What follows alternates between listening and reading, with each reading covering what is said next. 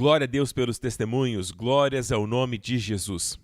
Quero compartilhar com todos vocês que ao chegarmos agora no meio do ano, estamos entrando numa nova dimensão.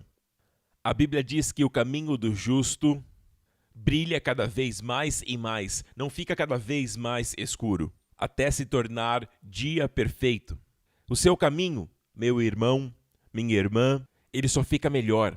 Cada vez mais claro, apesar que os dias aí fora no mundo ficam cada vez mais escuros, o seu caminho brilha cada vez mais. E a Bíblia diz que ao encararmos o futuro, temos que estar com o capacete da salvação. Amém? Porque ele é parte da nossa batalha espiritual. O capacete da esperança da salvação é algo que eu vejo que o corpo de Cristo precisa cada vez mais, especialmente nestes dias. Eu quero compartilhar algo sobre a esperança da salvação, que é encontrado no Evangelho de Jesus Cristo. Amém? Mas vamos voltar um pouquinho onde paramos na semana passada. Falamos sobre Isaías 54, que fala sobre estar estabelecido na justiça. Mas vejamos o verso anterior. Diz assim: todos os seus filhos serão ensinados pelo Senhor. Aqui não é você ensinando seus filhos sobre o Senhor. Aqui é um ensino direto do próprio Senhor. Todos os seus filhos serão ensinados pelo Senhor, diretamente. E grande será a paz. Em hebraico, shalom, ou seja, paz, bem-estar, plenitude, saúde. Tudo está nesta palavra shalom. E no shalom será algo grande. Não será apenas algo pequeno, uma pequena porção. Grande será o shalom dos seus filhos, o bem-estar deles, a plenitude e a paz. Amém? Por quê? Porque você, como pai, estará estabelecido em retidão, em justiça. Temos compartilhado esta série sobre o Evangelho de Jesus Cristo, porque muitos seguem o ministério, têm me ouvido pregar e tudo mais. É importante porque esta é a visão que Deus entregou a mim, é a visão deste ministério, e nós sabemos que nós estamos conhecendo dimensões deste Evangelho de Cristo, e a luz é tão clara que a Bíblia nos diz que nós precisamos aprender a estar nos estabelecidos, porque o inimigo quer cegar as mentes. Em 2 Coríntios 4 diz claramente: mas se o evangelho está encoberto para os que se perdem, nos quais o Deus deste século cegou o entendimento dos incrédulos. O Deus deste século, com D minúsculo, se refere ao diabo. Amém? De certa forma, Deus fez Adão ser o governador deste mundo.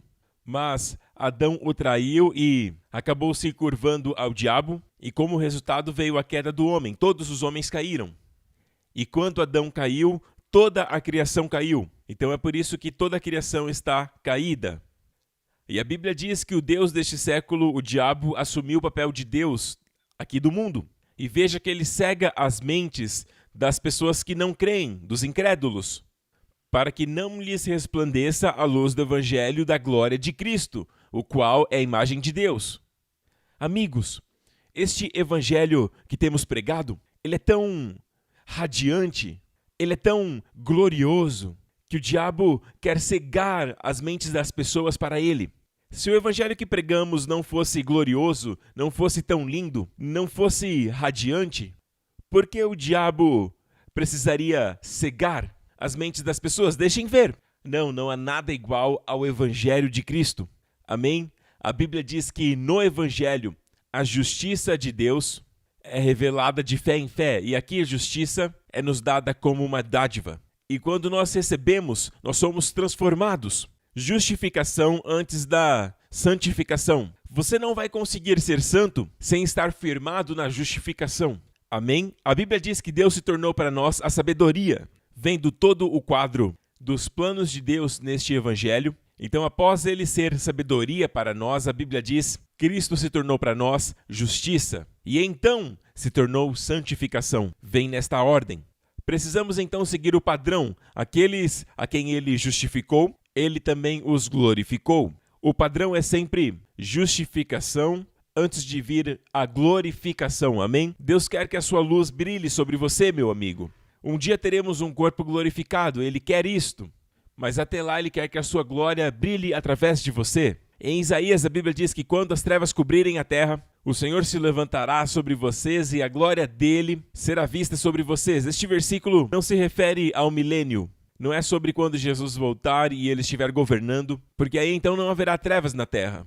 Amém? Não será quando virmos Jesus face a face nos céus. Ali não há trevas alguma. Se refere aos tempos de hoje, até mesmo no meio desta pandemia, enquanto o mundo fica cada vez mais em trevas, mais sombrios, e isso tudo faz parte das profecias dos profetas do Velho Testamento, como também no Novo Testamento, mas nós não temos medo.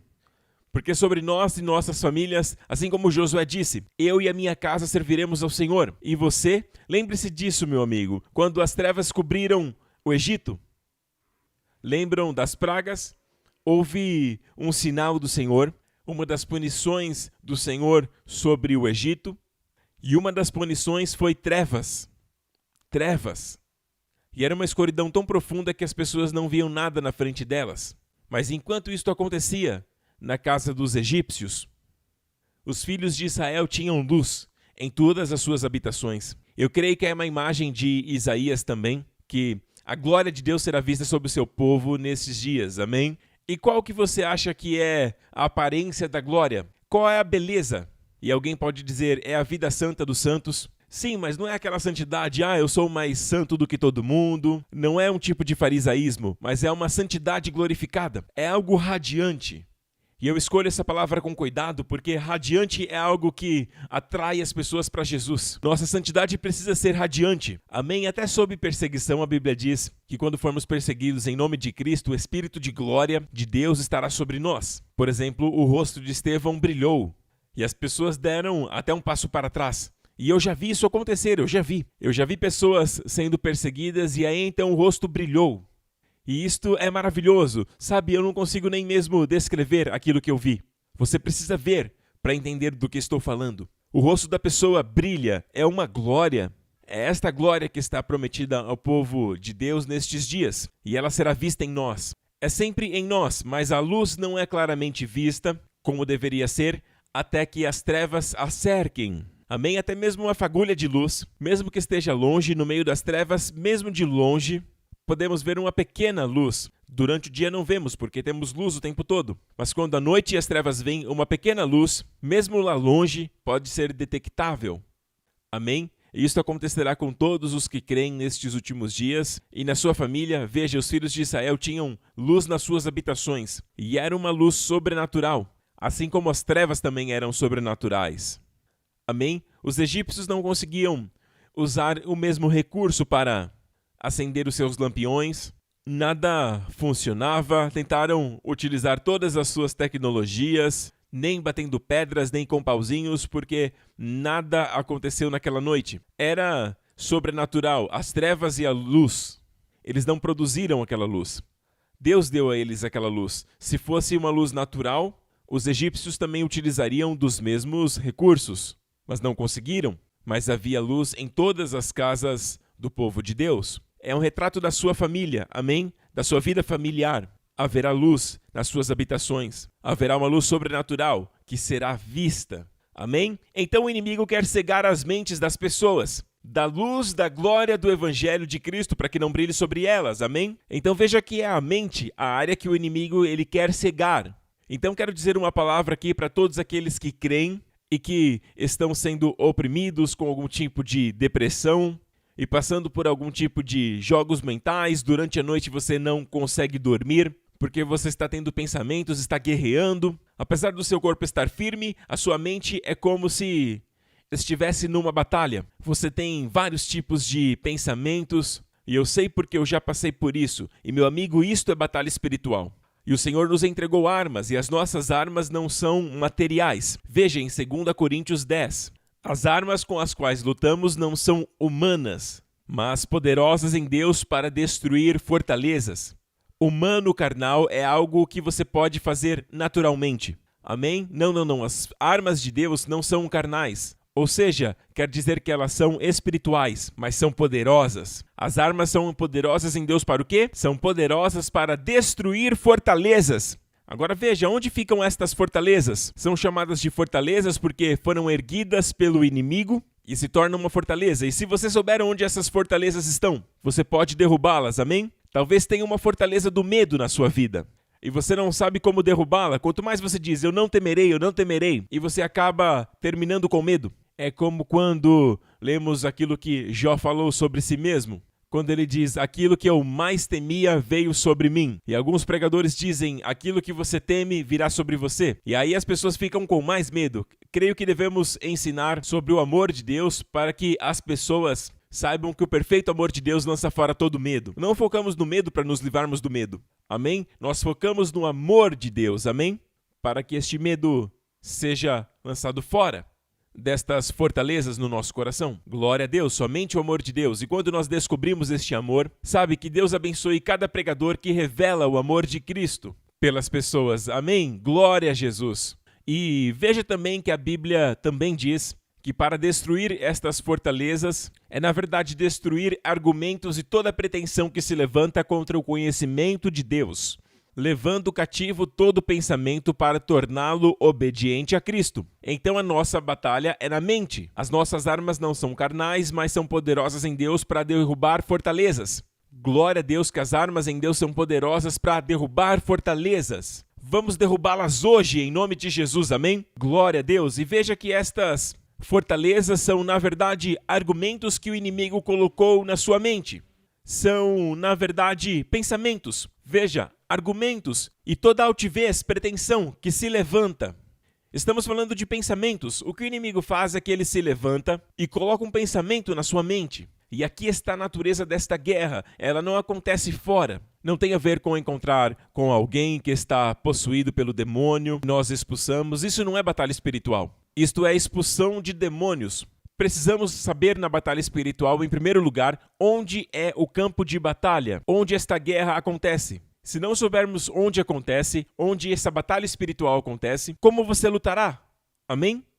Amém? Sabe, é como se você não soubesse aonde vai acontecer o jogo. Você está no estádio errado. Você vai assistir outro jogo. Você precisa saber onde acontece. E acontece na nossa mente. Então o campo de batalha é a mente. Amém?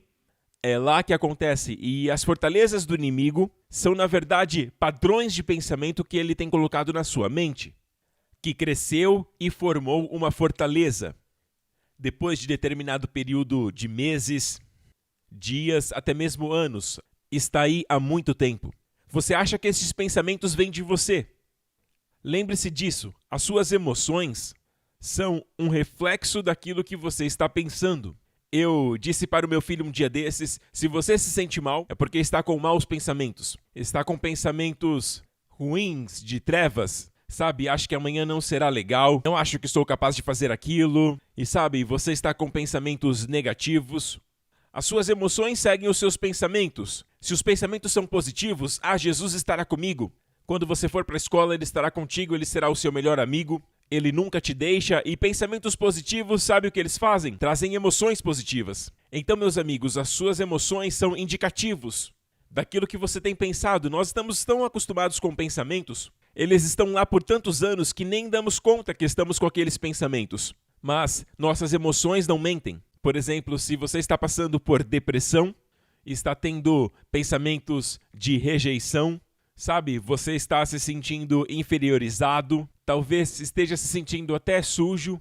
Tudo está ligado ao pensamento que precede aquela emoção. É por isso que eu sempre digo que crer corretamente é crucial para viver corretamente. E a convicção correta, a crença correta também produz as emoções corretas, a emoção correta. Amém? E não diga que emoções não são importantes, senão porque Deus teria as criado. Infelizmente, a esfera da nossa alma precisa de uma restauração. O nosso homem espiritual de recriação, nascer de novo, mas a esfera da alma precisa de restauração, ela é a mesma, amém? A sua alma não nasce de novo, o seu espírito sim nasce de novo, mas a sua alma, as suas emoções, a sua mente precisam de restauração. E o seu corpo, quando Jesus voltar, ele será glorificado. Amém? Glórias ao nome de Jesus. Então, voltando aqui para as fortalezas, ela é feita de quê? Pensamentos, argumentos que o inimigo instalou ali. Argumentos como: você tem certeza? Olha ao seu redor. Quantas pessoas com esta doença você conhece que viveram bastante? Você acha que com este problema que você tem, você vai ter um bom futuro? Olha as pessoas com este problema. Olha os demais. Ele vai te apontar outros. Sempre, sempre.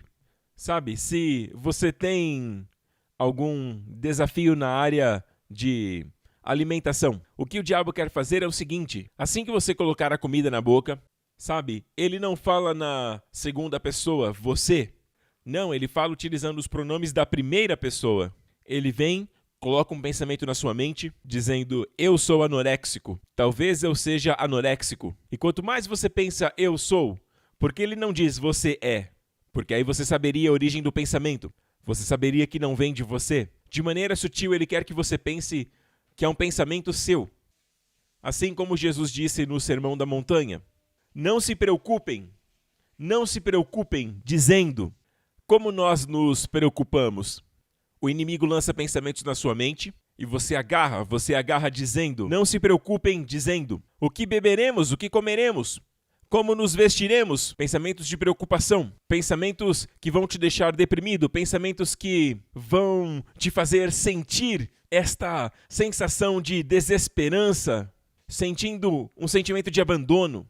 Amigo, você abraça estes pensamentos dizendo, Jesus disse, não se preocupem dizendo, o que faremos, como eu serei curado, como terei esta boa vida que o Senhor me prometeu, a vida abundante que Jesus disse que eu teria, onde ela está. Ele vai lançar pensamentos sobre você, argumentos, e você vai começar uma discussão, e ele argumenta muito bem, e ele vai dizer, olhe bem os fatos, e ele vai te levar a pensar sobre as coisas naturais. Mas amigo, nós estamos neste mundo, mas nós não somos deste mundo.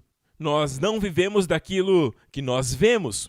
Para o mundo, aquilo que eles veem é aquilo que é natural. Nós transcendemos isso na verdade de Cristo. A verdade está acima dos fatos. A verdade ultrapassa os fatos. A verdade vai sempre ultrapassar os fatos. Os fatos podem até ser alterados. Tem pessoas que é um fato que tem um problema, amém? Uma doença, algo assim, e hoje elas são libertas, porque a verdade as libertou. Percebem como não ultrapassa a verdade? Glórias ao nome de Jesus, temos muitos testemunhos. E não somente isso, nas Escrituras temos uma abundância de testemunhos de pessoas que ultrapassaram o fato natural através da verdade. Pelas suas pisaduras somos sarados. Esta é a verdade. Amém? E você diz, o fato é que meu corpo está doendo. Sim, meu amigo, mas a verdade ultrapassa os fatos, amém? O inimigo coloca pensamentos na forma de argumentos, sempre na primeira pessoa, eu tenho este problema no estômago, eu sou pervertido, eu sou um viciado em pornografia. Ele quer dar a ideia que é você. Ele vem com aquela voz, mas é ele o tempo todo, isso é batalha espiritual. Estou deprimido. Sabe, eu sou uma pessoa que não tem nenhuma sorte. Para mim, não tem jeito. Eu sempre faço tudo errado. Eu nunca vou chegar lá. Ele coloca esse tipo de pensamento. Sabe, às vezes, eu sei que muitos já passaram isso. Você está num lugar bem alto, está lá em cima num prédio bem alto, e quando você está lá em cima, você olha para baixo, e aí vem uma voz que diz, por que você simplesmente não se joga? Amém? O pensamento não diz você. Você pensa, nossa, eu poderia me jogar. Como é que seria se eu viesse a me jogar? Como seria se eu me jogasse? Eu acho que eu quero me jogar. Este pensamento vem sobre você. E sabe que a sutileza do inimigo é esta. Ele não quer ser detectado. Então ele quer que você pense que esses pensamentos são seus. Eu me lembro, quando eu era adolescente, eu lutava contra pensamentos blasfemos. Toda vez que eu orava, eu tinha pensamentos ruins sobre Deus. Não sei por que pensamentos blasfemos vinham sobre a minha mente. E até mesmo quando eu dormia, muitas vezes vinham pensamentos horríveis sobre Deus. Era horroroso. E aí eu não conseguia dormir. E eu ficava preocupado. Será que eu cometi um pecado imperdoável? Cheguei a pensar que tinha cometido um pecado imperdoável ao blasfemar contra o Espírito Santo. E literalmente eu entrei num estado de depressão. E para mim foi como atravessar o vale da sombra da morte naquele tempo. E em todo momento eu não percebi que era o inimigo colocando aqueles pensamentos na minha mente, me fazendo pensar que eram meus pensamentos, baseados em fatos naturais. Eu olhava ao redor daquilo que eu conhecia, daquilo que eu tinha lido. Então, é isso. Estes são os argumentos. Mas a Bíblia diz, lançando fora argumentos e toda a altivez que se levanta. Toda vez que ele diz, você é isso, você precisa responder. Aliás, a minha história finaliza assim. Quando descobri a beleza do Evangelho de Jesus Cristo. quando descobri que sou justificado por uma dádiva, porque o inimigo sempre apontava as minhas ações. Você está sempre caindo no pecado. Você sempre tem esses pensamentos ruins, sempre tenho esses pensamentos blasfemos. Eu sou um blasfemo. E Deus não aceita as pessoas que blasfemam. Deus rejeita essas pessoas e Ele colocava esses pensamentos na minha mente. Quando você tem um projeto, é certamente que Ele vem e diz, você sabe que não é capaz, né? Você sabe que você sempre acaba errando, né? Com certeza você já errou 1 ou 2 vezes neste projeto. Quem é que vem e te diz isso? Quando você posta, ele diz, você sabe que as pessoas não gostam de você. Você sabe que as pessoas vão te criticar. Então ele quer colocar pensamentos na sua mente, o porquê você não vai ser bem-sucedido, porquê não vai conseguir. Porque ele sabe que você tem temor dos homens, porque para você a opinião dos homens é uma opinião mais elevada do que a opinião de Deus. Ele sabe que te pega por aí, então ele vem com estes pensamentos e argumentos. Amigo, aqui é o campo de batalha. Amém? Então, quando eu descobri que eu sou a justiça de Deus em Cristo, no começo eu não estava tão firmado, eu sabia, mas foi um processo para estar firmado nisto. Lembram-se que lemos agora que quando estamos estabelecidos na justiça afeta os nossos filhos? Eles serão ensinados pelo Senhor, eles observarão a nós e eles verão uma segurança, uma confiança no Senhor, este capacete de esperança da salvação. Existe uma expectativa positiva de algo no futuro. Este espírito é contagiante. Assim como o espírito negativo também é contagiante quando estamos deprimidos, tristes. Isso passa para nossos filhos. Sabe, um aspecto da educação de filhos que é algo que não é muito falado? Nós ensinamos as pessoas sobre disciplina, o que dizer, como comunicar, e tudo isso é muito importante, mas a área mais importante e crucial é o próprio pai. Você está educando sem palavras, você está educando através da sua vida. Então, se você é alguém que é medroso, eles também serão. Os medos que as crianças têm hoje são aprendidos. Tenha cuidado com o que diz com a esposa. Observe o que você diz na presença dos seus filhos. E eles aprendem a ter medo. Eu não sei o que vai acontecer com essa pandemia e tudo mais. Está tudo cada vez pior. E aí eles ouvem e começam a pensar, o mundo não é seguro. Aqui não é um lugar seguro. Aqui é um lugar assustador. Então lá na frente desenvolvem fobias, desenvolvem medos. E aí você começa a querer descobrir de onde veio para tentar resolver. E começa a lidar com os frutos, mas não com a raiz. Amém? Que é você. Quando você está estabelecido na justificação, isso tem grande impacto nos nossos filhos. Grande será a paz. Sabe por quê? Porque você está em paz. Amém? Amém? Então, nós queremos que todos os crentes estejam estabelecidos na justificação, porque é isso que Deus nos deu como herança. O capítulo termina dizendo que nenhuma arma forjada contra nós prosperará. E toda língua que se levanta para te julgar, você a condenará. E termina dizendo, esta é a herança dos que servem ao Senhor, eu e você. E a justiça deles não vem deles. Não é algo que eles praticam. A justiça deles vem de mim, diz o Senhor. Isso é o Evangelho de Jesus Cristo. É claro que está em Isaías 54, que vem depois de Isaías 53, que fala de todo o sofrimento de Jesus. É lá que diz que ele foi ferido pelas nossas transgressões, moído pelas nossas iniquidades, mas pelas suas pisaduras somos sarados. Isaías 53. Aqui é o fruto da obra consumada, que é esta dádiva da justificação, amém? Que nos traz paz em todas as coisas, porque estamos estabelecidos na justificação. Aleluia! Até quando as pessoas falam contra você, ficará claro que elas estão erradas. Porque toda arma forjada contra você, Deus não prometeu que não haveriam armas forjadas contra você. O inimigo vai sim forjar todos os tipos de armas. Mas não importa qual arma ele forge, todas as armas forjadas contra você não prosperarão. Amém? Poderão haver outras doenças vindo, além da Covid-19 no futuro. Mas sabe o que mais? Podem se formar, mas não prosperarão contra você. E você pode dizer, mas pastor, eu estou com Covid agora, estou assistindo, e enquanto assisto eu não estou bem. Estou no hospital, eu estou isolado, seja lá onde estiver. Meu amigo, esta doença que está em você, ela não vai prosperar. Ela já está indo embora. Aleluia, nenhuma arma forjada contra nós prosperará. Você precisa declarar e estar estabelecido nessa verdade da justificação. Eu sou a justiça de Deus em Cristo. Você deve confessar porque a Bíblia diz que nós temos o mesmo espírito de fé. E como esse espírito de fé age? Eu creio e, portanto, eu falo. Nós também cremos e é por isso que nós professamos. É muito simples, meu amigo.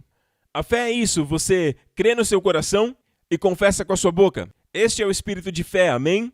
É o mesmo espírito de fé que Davi tinha, amém? Na verdade, esse versículo é uma citação de Salmo 116. Davi disse, eu criei, portanto falei. E nós temos este mesmo espírito de fé, dizendo, nós cremos, por isso falamos. Amém? Amém? Se você crer que Jesus morreu pelos seus pecados e ressuscitou, no terceiro dia para sua justificação, você confessa, Jesus Cristo é meu Salvador. Jesus Cristo é o meu Senhor. Eu creio que Ele morreu pelos meus pecados. Eu creio que Deus o ressuscitou. E você será salvo. Porque com a boca é feito confissão para a salvação. E com o coração o homem crê para a justificação. Então com o coração o homem crê. E com a boca a confissão é feita para a salvação. Então temos este espírito de fé, que é a própria natureza de Deus. No grego original, Jesus disse, tenham a fé de Deus. Jesus disse para os discípulos, tenham a mesma fé de Deus. Tenham o mesmo tipo de fé de Deus. Quando Deus viu a escuridão, Ele disse, luz, haja luz. Amém? E a luz surgiu. Ele não viu luz até que Ele disse. Ele creu e disse. Então Ele viu. Amém? Então, até mesmo o futuro pode parecer escuro no natural, baseado nos fatos que lemos ou baseado nas mídias, mas devemos ser como Deus. Glória a Deus. Amém? Tal Pai, tal Filho. Jesus disse, tenham a mesma fé de Deus. Profetize, dias bons virão. Amém? Glória a Deus. E as coisas vão virar, mesmo que coisas ruins tenham acontecido. Deus disse que todas as coisas cooperam para o meu bem. Amém? E eu não sei por que esse espírito sempre irrita pessoas religiosas. Aqueles que creem que, ao tentar manter a lei, estamos em paz com Deus. Eles sempre criticam pessoas positivas. Quando Josué e Caleb voltaram de espiar a terra com outros 10 irmãos, e os 10 disseram, não poderemos assumir a terra. Josué e Caleb disseram, vamos subir e possuir a terra. E eles quiseram literalmente matar, quiseram apedrejar Josué e Caleb. Tinham um espírito negativo e tinham raiva das pessoas positivas. E veja que sempre os positivos são minoria.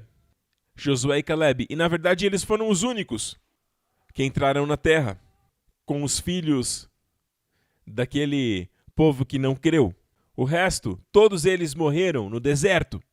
Amém? Mas Deus disse, Josué e Caleb têm outro espírito. Vocês veem gigantes ou vocês veem as uvas que são gigantes?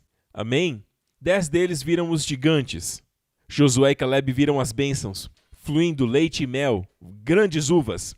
Amém? E eles viram Deus ali no meio. E se compararmos os gigantes com Deus, é claro que nos fatos naturais os gigantes são enormes, são gigantes. As muralhas são fortes. Mas se compararmos com Deus, Deus é muito maior. Deus é muito maior. Então, no discurso de Josué e Caleb, Deus estava presente, mas no discurso dos outros não mencionava Deus, falavam do que era natural. Mas Josué e Caleb declararam a verdade. Hoje a coisa está invertida, as pessoas dizem, você não está encarando as verdades. Eu estou dizendo a verdade. Você pode não ver, mas a verdade ultrapassa os fatos naturais. Amém? Deus é o Deus da verdade. Quando tudo passar, quando tudo morrer, perecer, quando tudo passar, Deus ainda estará lá, glória a Deus. E aqueles que estão em Deus, aqueles que habitam nele, permanecerão para sempre. Assim como o Monte Sião, que permanece para sempre. Aleluia! Então esta é a área da batalha espiritual. Meu amigo, é a sua mente. Amém? E veja que a forma que lutamos contra o inimigo é através de um pensamento. Seja lá qual pensamento vier contra você, responda com um. Ele vai dizer, você é isso, aquilo. Veja, você ainda está com esta dor. Pode ser aquela doença. Veja bem, 1 a cada 10 pessoas tem essa doença. Pode ser você está na idade. E você vai construindo argumentos com estes pensamentos. E se torna uma fortaleza que produz o quê? Medo, ansiedade, preocupação, insônia. Você fica virando de um lado para o outro. As ovelhas não dormem. Elas não descansam sem saber que o pastor está por perto. Amém? A Bíblia diz, ele, o bom pastor, ele me faz deitar em pastos verdes. No meio de todas estas coisas naturais que estão acontecendo na sua vida, que não são boas, traga o bom pastor para a sua vida. Fale com o bom pastor, mesmo em meio Sabe, mesmo atravessando o vale da sombra da morte, Jesus está com você, você está comigo. Mesmo que eu atravesse, veja, glória a Deus, atravesse. Atravessar não significa acampar, ficar ali parado, construir uma casa, habitar ali. Ainda que eu ande, sim, você vai passar por ele. Você vai sentir, vai experimentar, mas você está atravessando. É um tempo na sua vida. Mas aquele que estará com você permanentemente e que sempre estará com você é o bom pastor. Amém? Então olhe ao seu redor, olhe para trás, olhe esquerda e direita. A bondade e misericórdia te perseguirão todos os dias da sua vida. Todos os dias da sua vida, levante-se de manhã e diga: a bondade e a misericórdia me perseguem todos os dias da minha vida. Em hebraico é perseguir, a palavra hadarf. A palavra não diz apenas que as bondades te seguirão. O sentido é de te caçar. Elas irão atrás de você. Quando você se virar, a bondade de Deus vai te atingir. Amém? Você vai se deparar com a bondade dele. Você vai passar algo no dia e você vai dizer: uau, Deus é tão bom. Você vai olhar e você vai dizer: uau, Deus é tão bom. E aí você vai olhar para o outro lado e você vai dizer: uau, hesed, graça, misericórdia, graça vão te alcançar. Você vai receber e vai se sentir tão favorecido, tão amado. E sabe por quanto tempo será isso? Todos os dias. Não talvez, certamente a bondade e hesed, favor, te seguirão, te perseguirão todos os dias. 24 horas por dia. Amém? 7 dias por semana. Amém? 12 meses no ano. Todos os dias, todos os anos, todas as décadas, até que habitemos na casa do Senhor para sempre. Uou, aleluia! O que está acontecendo é que estamos colocando o capacete da salvação. Esperança. Esperança é a palavra elpis. Elpis quer dizer uma certa confiança, uma expectativa de algo bom. Nunca de algo ruim sobre o futuro. Amém? A fé tem a ver com o agora. Amém? Você crê no Senhor Jesus como seu Senhor e Salvador, então você é salvo agora, com efeito para sempre. Mas você é salvo hoje, agora. Mas a esperança tem a ver com o futuro. Esperança é uma confiança, uma expectativa positiva do futuro. Não é um talvez, não é ansiedade, não é medo, mas é a confiança de algo bom no seu futuro, meu amigo. Amém? Estas pragas do mundo são fatos, são naturais, mas a minha confiança é que a bondade e misericórdia me seguem. Não diz que segue a todos no mundo. Elas me seguem porque eu tenho o bom pastor na minha vida. E você também tem. Amém? E quer saber? Elas te seguirão até no meio da pandemia. Você atravessará a pandemia. Para o outro lado, maior, mais forte. Ele preparará uma mesa diante dos teus inimigos. Sabe, a gente come depois da batalha, mas você comerá no meio da batalha. Quem faz isso? Amém? Somente aqueles que são do Senhor. Aqueles que pertencem ao Senhor. Ele preparará uma mesa, e eu gosto de imaginar a mesa da ceia no meio dos teus inimigos. Você comerá no meio dos inimigos.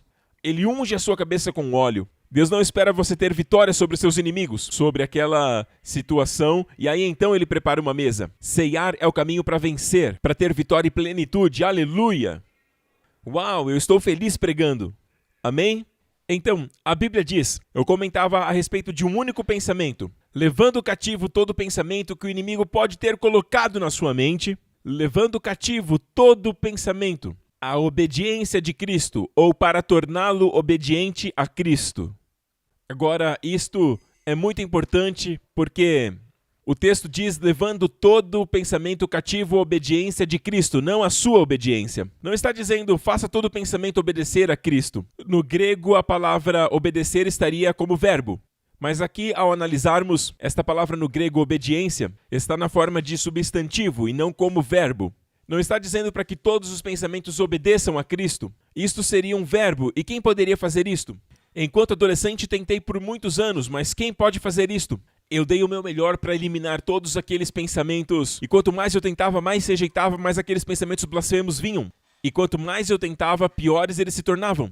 Amém? Eu não tinha percebido que é uma questão de direcioná-los à obediência de Cristo, e não à minha obediência. Porque quando você foca na sua obediência, o inimigo vai sempre apontar algumas coisas que você fez que não obedeceu, e nunca será suficiente. Você lê a Bíblia, mas você não lê a Bíblia o suficiente.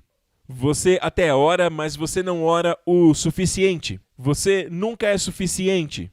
E até quando você faz algo positivo, ele vai apontar as suas omissões, vai lembrar dos pecados que você cometeu, com certeza, mas ele também vai te lembrar das coisas que você fez que ainda não foi suficiente. Ele sempre vai dizer isso. Então, enquanto você estiver ocupado em si mesmo, veja que ele vai sempre colocar argumentos na sua mente para que você se autoocupe. E a chave para se libertar desta prisão, que é algo terrível de se estar, é na verdade estar ocupado, focado em Cristo. É observar as suas belezas. A Bíblia diz em 2 Coríntios que ao contemplarmos a sua glória, nós somos transformados à mesma imagem, de glória em glória, não pelos nossos esforços, mas pelo Espírito do Senhor, através de observarmos. Que Deus abençoe a cada ministério que revela Cristo, as pessoas em sua glória, porque quando observam a Cristo, elas são transformadas à imagem dele. Agora o Espírito Santo tem material para poder trabalhar. Amém? Olhos fitos em Jesus, este é o material que o Espírito Santo precisa. Mas o olho em si mesmo, olhar para si mesmo, eu tenho sido suficiente? Eu tenho agido corretamente? Só vai te fazer descer um espiral de depressão. Você vai descer um espiral de preocupação e ansiedade. E vai ficar num turbilhão de emoções. E vai ficar pensando, onde está a alegria inexplicável? Eu sou um crente. Onde está essa alegria? Você está no campo de batalha, amigo. Amém? Você tem que trazer estes pensamentos à obediência de Cristo, não à sua obediência, mas à obediência dele. O que significa isso? A obediência, o artigo definido no original, a obediência de Cristo. O que isto significa? Que se refere a uma obediência. O que Jesus fez na cruz? Vamos ver em Romanos, capítulo 5, versículo 19. Logo, assim como por meio da desobediência de um só homem muitos foram feitos pecadores, assim também por meio da obediência de um único homem muitos serão feitos justos. As pessoas são pecadores por conta do pecado de Adão. As pessoas pecam porque são pecadores. E são pecadores não porque pecaram, são pecadores por conta da desobediência de um homem. A desobediência de um homem nos tornou pecadores. O primeiro homem, Adão. Agora, da mesma forma, da mesma maneira, veja a sequência, assim também pela obediência de um só homem, muitos se tornarão justos. Amigo, falamos sobre estar estabelecidos na justiça. Como nós somos justificados? Como você é justificado? Como? Pela obediência de um homem.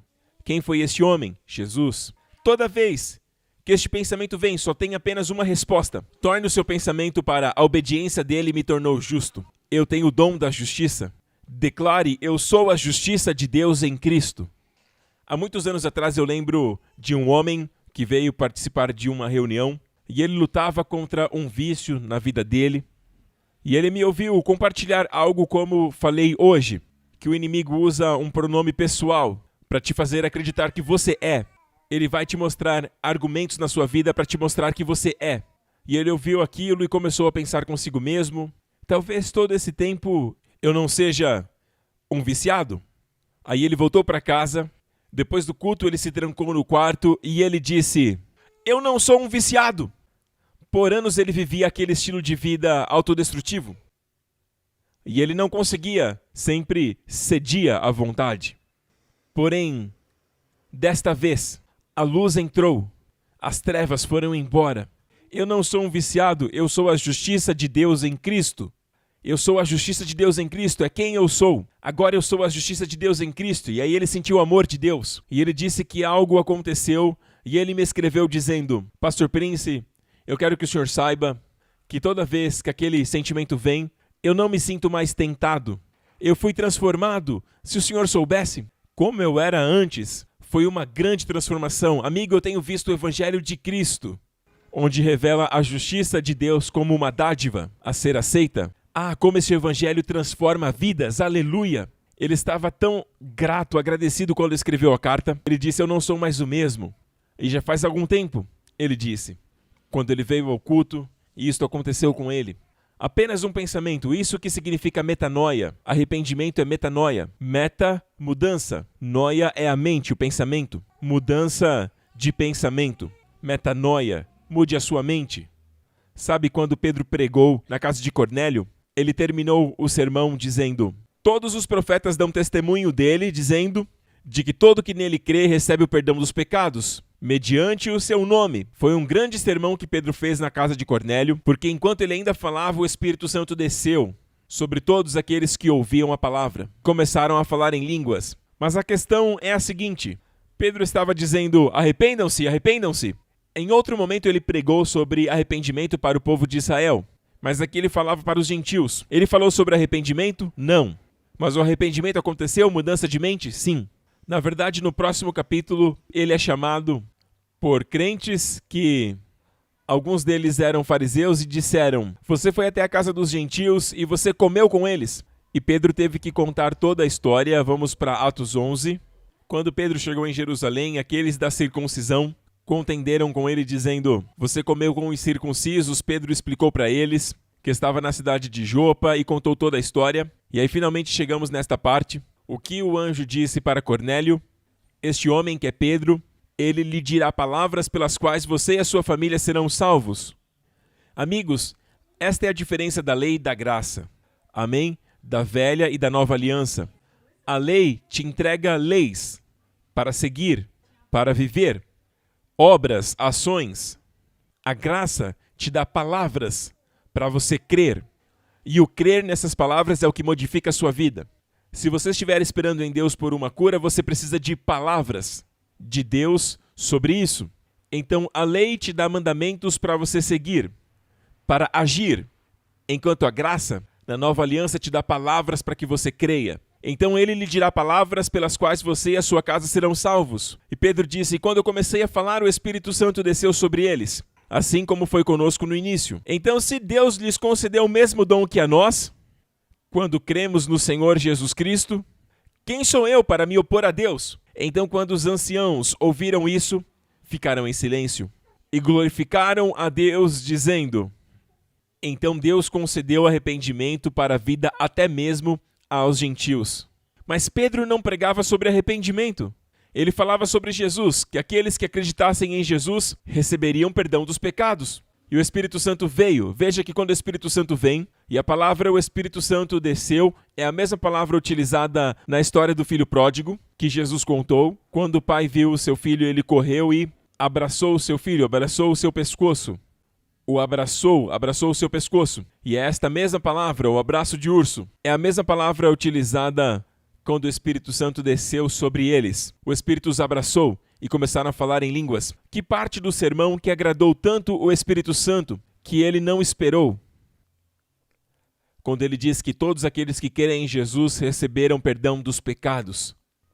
Estas palavras ativam o Espírito Santo, porque aponta para o que Jesus fez, para a sua obediência, a obediência daquele único homem. É este pensamento que você deve sempre focar. É neste pensamento. A obediência daquele único homem me justifica.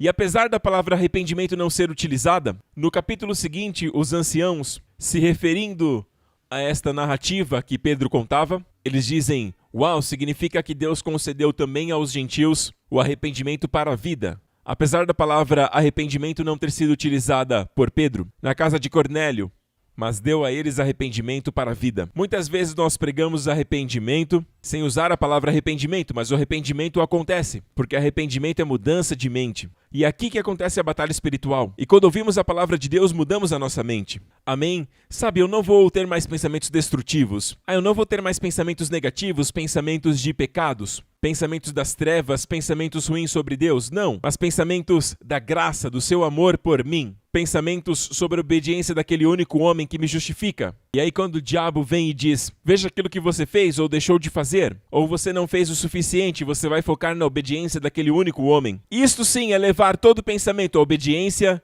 de Cristo. Levar todo pensamento à obediência de quem? À obediência dele, aquele que nos justifica. Aleluia!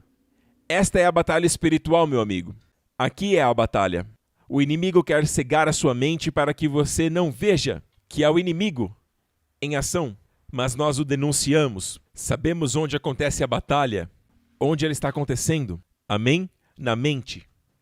E vimos a vitória. As armas que a Bíblia diz que não são carnais, mas poderosas em Deus para destruir fortalezas, que é sempre focar no que Jesus fez, na obediência dele. É a justiça dele que é entregue a mim como dádiva.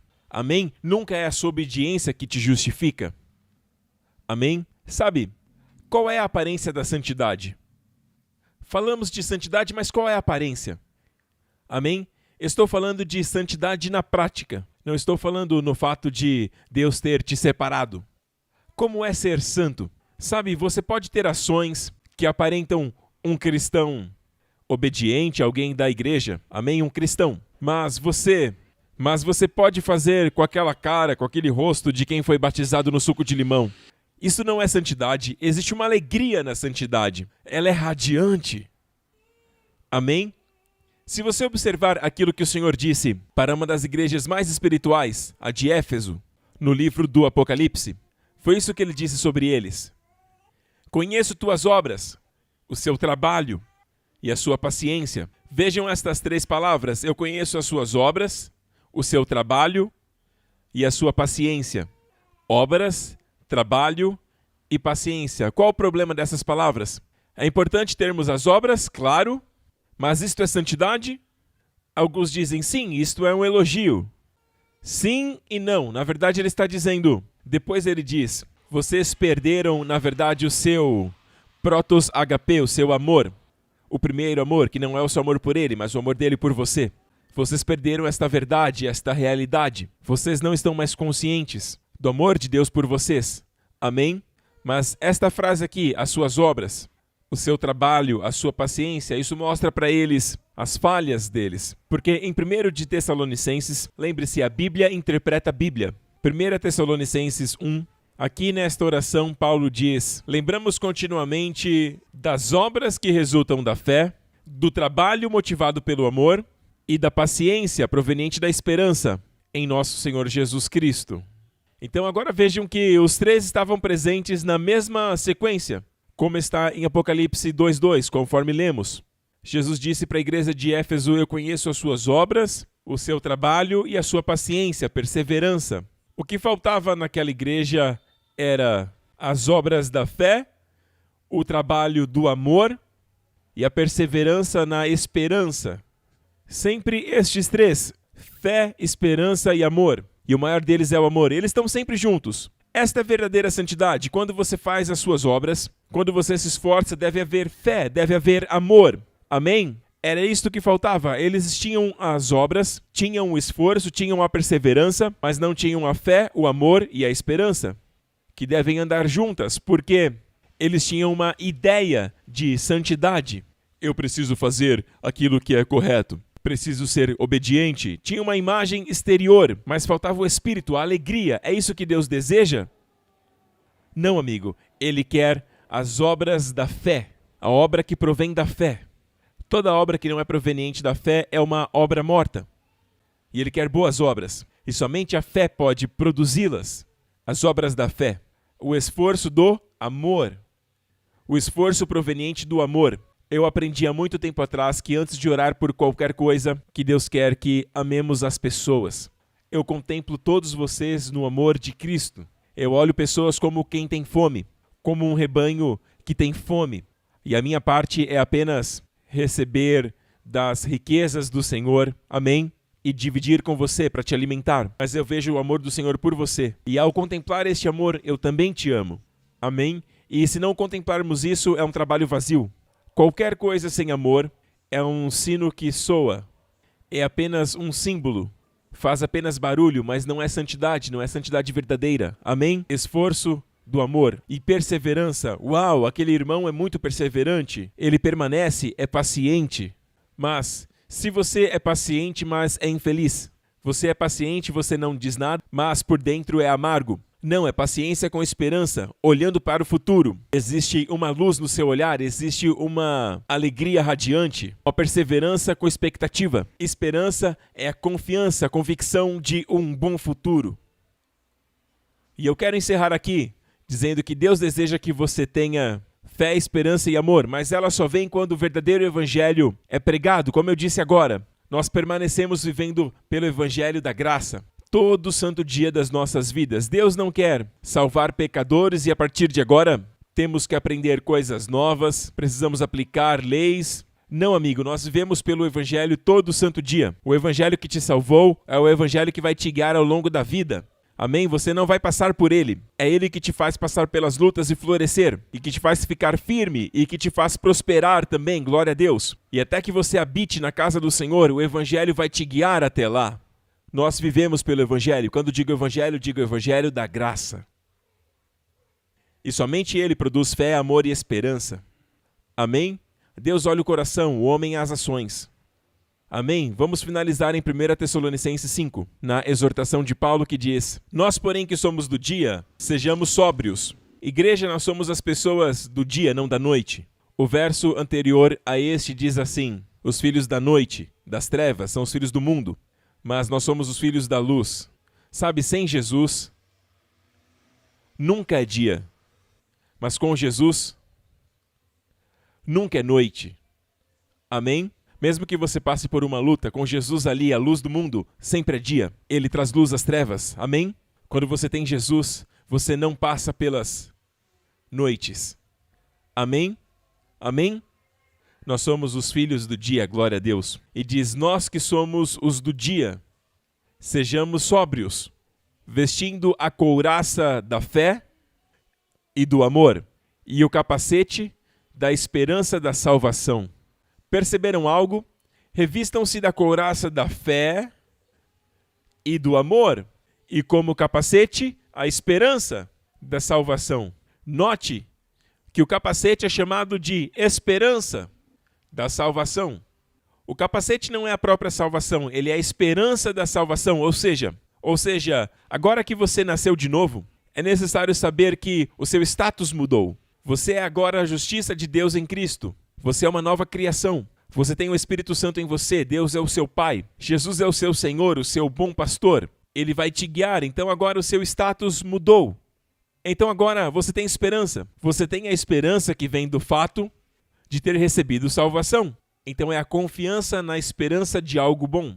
Quando você tem a confiança de ser salvo, porque sou a justiça de Deus em Cristo, amém? Então tenho a expectativa do melhor no meu futuro. Eu tenho a expectativa daquilo que é bom no meu futuro. Amém? Eu verei o bem do Senhor no meu futuro. Amém? Ah, Pastor Prince, ninguém pode prever o futuro. Sim, nós podemos. Podemos declarar. Deus não disse no início, em Gênesis, nossa, está tudo escuro. Ele não disse, ah, meu Deus, que escuridão, está tudo escuro. A palavra de Deus tem poder. Se ele declarasse trevas, ficaria ainda pior. Deus profetizou o futuro. Ele disse, haja luz, e aí ele viu luz. Amém? O que você tem dito? Quem quiser amar a vida e ver dias felizes, guarde a sua língua do mal. Amém? Aqueles que disseram que não entrariam na terra, morreram no deserto. Apenas 2 disseram, sim, nós somos capazes com o Senhor. Amém? Com Deus, nós o superaremos. Deus nos fará vencê-los e nós os comeremos como pão. Esses gigantes serão como pão. E aqueles 2 viveram isso. Entraram na terra e derrotaram os inimigos facilmente, como pão. Amém? Aleluia. Obrigado, Jesus. Então repare novamente o trio aqui. Fé, esperança e amor. A couraça da fé e do amor. Ouça isso. Toda boa pregação na igreja vai produzir fé e esperança e amor. Amém? Pode ser sobre santidade, mas a santidade que vem da fé, da esperança e do amor. Sem fé é impossível agradar a Deus. E a fé na Bíblia, no Novo Testamento, na maioria das vezes, é por isso que o artigo é a fé. Geralmente se refere à justificação pela fé. A justificação que vem pela fé, que é o Evangelho de Jesus Cristo. Isto é necessário. Amém? Amém? Assim Abraão foi abençoado, prevendo a Escritura que Deus justificaria os gentios através da fé. Amém? O que quer dizer? Que Deus justificaria os gentios pela fé. Anunciou primeiro as boas novas a Abraão, dizendo, por meio de você todas as nações serão abençoadas. Então Deus previu que a forma que Abraão seria justificado, amém, nós também seríamos. E Abraão creu em Deus e isso lhe foi imputado por justiça. E continua dizendo, os que são da fé, desta fé, são abençoados juntamente com o crente Abraão. A forma que Abraão foi abençoado, e Abraão foi muito abençoado, Amém? No final de sua vida, a Bíblia diz que ele foi abençoado em todas as áreas. Até quando ele errou, Deus o defendeu, Deus o protegeu. É como se Deus não levasse em consideração o pecado dele contra ele. Deus repreendeu o rei por ter pego a sua esposa, e foi ele que havia mentido para o rei, dizendo que não era sua esposa. Ainda assim, Deus o defendeu, Deus o justificou, e Deus ainda foi contra o rei. E isto não é para nos encorajar a agir errado, mas sim para mostrar o que significa para Deus alguém que é justificado. Diante dele, Abraão foi justificado, e nós também fomos. Amém, amém, meu amigo. Eu oro para que você esteja cada vez mais estabelecido na justiça, porque a Bíblia diz que isto afetará os seus filhos. E não somente isso, a Bíblia diz que a sua esposa será como uma vinha frutífera no meio da sua casa, os seus filhos como os brotos das oliveiras ao redor da mesa. E o verso seguinte diz: Veja, eis que assim que é abençoado o homem do Senhor, assim que é o abençoado do Senhor, a sua esposa será. Veja, eu não preciso tentar mudar a minha esposa, modificá-la. Não, eu foco apenas em ser este homem abençoado. Porque quando sou abençoado, a sua esposa será. Seus filhos serão assim. Amém? Quando eu sou abençoado, é assim. Assim é o homem abençoado pelo Senhor. É assim que ele é. A sua esposa é como uma vinha frutífera, seus filhos como o broto das oliveiras. Esta é a aparência do homem abençoado pelo Senhor. Sua esposa será. Você não precisa forçá-la. Não é o seu trabalho modificá-la. O seu trabalho é ser abençoado. Foque apenas em ser o homem que é abençoado pelo Senhor. E o contexto aí é muito claro. É o homem que conhece os caminhos do Senhor. E o caminho do Senhor hoje é o Evangelho, que é a dádiva da salvação, que traz sobre nós a bênção de Deus, que traz as bênçãos do pai Abraão. Porque a mesma justificação que Abraão recebeu, nós recebemos. Amém? Fomos declarados justos. E a minha esposa será uma vinha frutífera, que me embriaga, porque a vinha produz uvas, e as uvas produzem, especialmente naquele dia, a Bíblia se referia ao vinho. As uvas eram para os vinhos, e o vinho embriaga, amém? Então que o amor do seu cônjuge possa te embriagar sempre. Seus filhos ungidos, como as oliveiras, enquanto estiverem estudando, talvez nas provas no final do semestre, amém? O que vai acontecer é o seguinte: eles serão ungidos, e tudo aquilo que é ungido flui. Tudo aquilo que tem óleo se torna fluido, se torna suave, amém? Como uma porta que está ali com seus batentes rangindo, quando é ungida com óleo, fica leve, amém? Ela prospera facilmente. Da mesma forma, seus filhos serão como as oliveiras, ungidos, terão sucesso. Por quê? Por conta do esforço e trabalho duro deles? Não. Por conta dessa atitude? Não. Por conta que são ungidos pelo Senhor. Então, quando o homem é abençoado, a sua esposa será, e seus filhos serão como os brotos das oliveiras. Eu oro isso sobre você. Ore para que Deus reavive o seu casamento. Oro em nome de Jesus que seus filhos sejam como os brotos das oliveiras e que você tenha uma família abençoada. Que a sua vida familiar seja como um farol para que todo mundo veja. Que você possa experimentar na sua casa e na sua família aquilo que os israelitas experimentaram. A luz que havia na casa deles, que haja luz nas suas habitações, e não a luz natural que o mundo também tem acesso, mas a luz sobrenatural, mas que a sua casa esteja iluminada com a glória Shekinah de Deus, que haja luz nos relacionamentos familiares, que haja muita luz e glória. Muitas vezes nem percebemos que estamos nessa esfera gloriosa, às vezes discutimos, brigamos, esquecemos quem somos. É semelhante ao homem que recebeu $1 milhão de presente e de repente ele se vira e aí ele encontra um homem que deve para ele $10. De 4 anos atrás ele encontra o homem e fica bravo com ele e ele quer aquele pagamento. Isso demonstra gratidão por aquilo que ele recebeu? Não. De fato, alguém que recebeu com fé, esperança e amor, com alegria ele virará para aquele homem e dirá: esqueça aquele valor, você não sabe o que aconteceu. Esta história não é minha. É uma parábola que Jesus contou, que quando experimentamos o perdão de Deus, nós perdoamos. Quando recebemos o seu amor, nós amamos. Amém? Amamos porque Ele nos amou primeiro. Aleluia! Em nome do Senhor Jesus. Amém. Glória ao nome do Senhor Jesus. Pai, eu oro por todos que estão assistindo agora, que o Senhor os liberte em nome de Jesus, de toda enfermidade, em nome do Senhor Jesus Cristo. Agora mesmo, o que Deus está dizendo para você é: você, meu irmão, você, minha irmã, você, filho, filha de Abraão, seja liberto destas amarras. Amém? Neste dia de sábado, você será liberto no momento que você ouviu o Evangelho do Senhor Jesus Cristo. Não há como você não ser liberto. Então, em nome de Jesus Cristo, seja liberto desta enfermidade, desta dor, desta doença. Seja liberto deste problema, em nome do Senhor Jesus Cristo. Amém? Receba agora em nome de Jesus. Aleluia, aleluia, aleluia. Obrigado, Senhor Jesus. Amém. Mantenha os seus olhos no Senhor Jesus. A partir de agora, mantenha-se focado nele. Eu digo, olhar para Jesus significa olhar na sua palavra. E fique longe de toda distração. E foque em Jesus. Literalmente, não olhe para o lado. Sem distrações, olhe para Jesus somente. Quando as distrações vierem, faça como um jogo, sabe? Isso aqui está na minha mente. Uau, isso aqui não vem de mim, isso aqui vem do inimigo. E ele odeia isso. Isso quer me fazer ficar ansioso sobre esta área, então isso vem dele. Assim como John Bunyan compartilha no seu livro A Graça Abundante sobre Pecadores, o escritor do livro O Peregrino, e ele comenta da sua luta contra pensamentos blasfemos. Ele compartilha como tinha pensamentos ruins na sua mente, e o diabo usava escrituras, e invertia de forma que ele se sentisse culpado por elas, e um dia ele caminhava no campo, e ele conta que o Espírito Santo disse para ele: olhe para cima, e ele olhou para o céu, e ele ouviu estas palavras, dizendo: a sua justiça está no céu. A sua justificação está nos céus. Jesus é a sua justiça.